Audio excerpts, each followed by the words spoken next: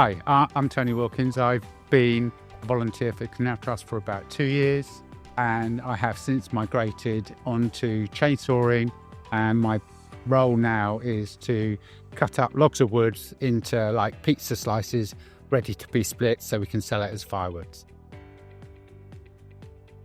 The current projects that we got running at the moment, one is that we're building a towpath which is roughly half a mile long, so it's a very good quality towpath, and that will provide wheelchair access to the canal.